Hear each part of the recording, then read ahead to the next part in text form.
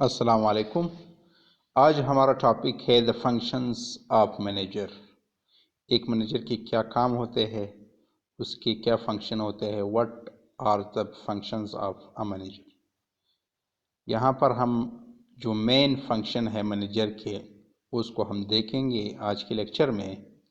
اس میں سب سے پہلے جو ہے وہ ہے پلاننگ، نمبر سیکنڈ پہ ہے آرگنائزنگ، نمبر تھرڈ پہ ہے ڈائریکٹنگ، نمبر فورتھ پہ ہے سپروائزنگ، نمبر ففتھ پہ ہے ایوالویٹنگ۔ یہ 5 مین فنکشن ہے مینیجر کے۔ آج ہم اس کو باری باری ڈسکس کریں گے۔ پہلا فنکشن جو ہے وہ ہے پلاننگ۔ پلاننگ پروسیس میں ایک ہیڈ کا، ایک مینیجر کا کام یہ ہوتا ہے یا اس کا مقصد یہ ہوتا ہے کہ وہ اسکول کو ایفیشینٹلی اور افیکٹولی مینیج کر لے۔ ایفیشنٹ کا معنی یہ ہے، اس کا مطلب یہ ہے کہ کم سے کم وسائل استعمال کر کے زیادہ سے زیادہ نتائج وقت پر حاصل کرنا۔ یہ ایفیشنٹ کے معنی ہے، یعنی کم سے کم وسائل استعمال کر کے زیادہ سے زیادہ رزلٹ ٹائم پہ حاصل کرنا۔ اور افیکٹو کا مطلب یہ ہے کہ جو سیٹ آف آبجیکٹیوز ہے، یعنی جو آبجیکٹیوز سیٹ کی ہے، جو ٹارگٹ ہے، اس کو حاصل کرنا۔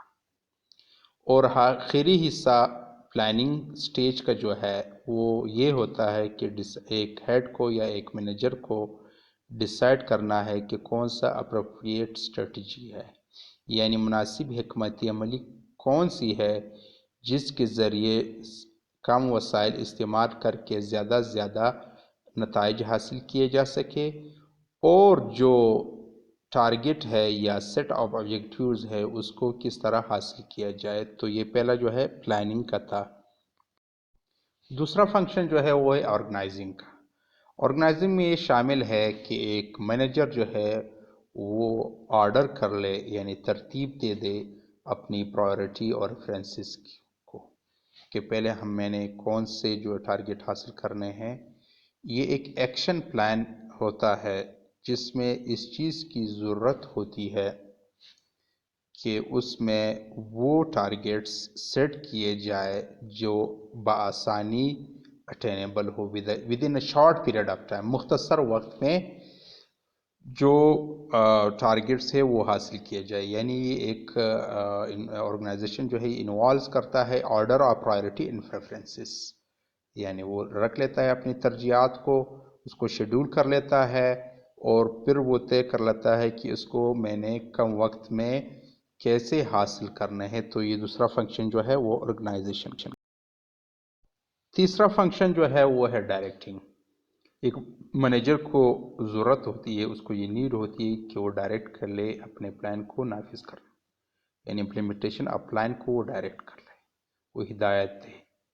وہ جو ہے لیڈرشپ کے ذریعے اپنے جو اس کی ذمہ داریاں ہے اس کو ڈیلیگیٹ کرے، اور سٹاف کو، یعنی جو ڈیوٹیز ہے اور رسپانسبلٹیز ہے وہ سٹاف کو تفویض دے، یعنی ان میں تقسیم کر لے، ان کو دے دے، اور ان کو موٹیویٹ کر لے کہ وہ اس پلان کو آگے بڑھائے، اس کو امپلیمنٹ کر لے۔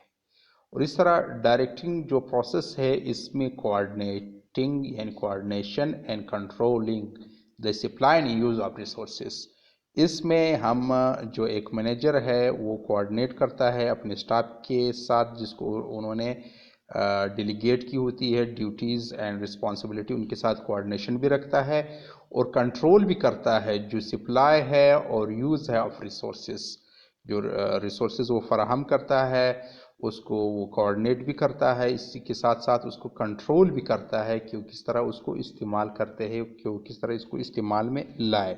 تو یہ تیسرا جو ہے وہ ڈائریکٹنگ۔ نمبر فورتھ فنکشن جو ہے وہ ہے سپروائزنگ۔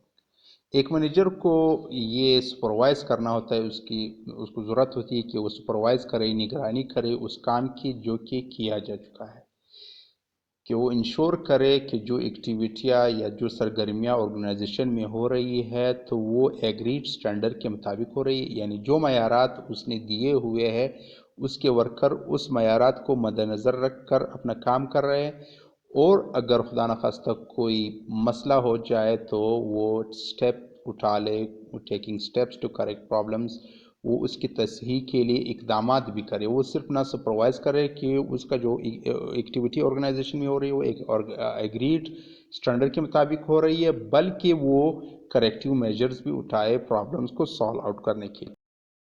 فائنل فنکشن جو ہے وہ ہے ایوالویٹنگ۔ ایوالویٹنگ جو ہے یہ مینجمنٹ کا فائنل پارٹ ہے سائیکل کا، جس میں ایسس کیا جاتا ہے کہ جو رزلٹ ہے اور جو ٹارگٹ یا آبجیکٹیوز آرگنائزیشن کے ان کو کمپیئر کیا جائے کہ ان کی جو پرفارمنس ہے اسٹاف کی اور جو ان کو سیٹ آف ٹارگیٹس آبجیکٹیو دیے گئے ہیں ان کو دونوں کو کمپیئر کیا جائے۔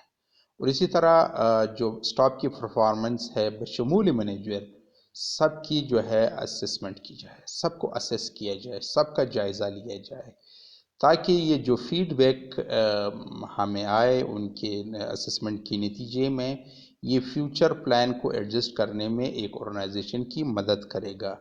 تو یہ جو 5 فنکشن تھے آج ہم نے اس کو پڑھ لیا۔ امید ہے کہ انشاءاللہ آپ کو بہتر انداز میں سمجھ آ چکا ہوگا۔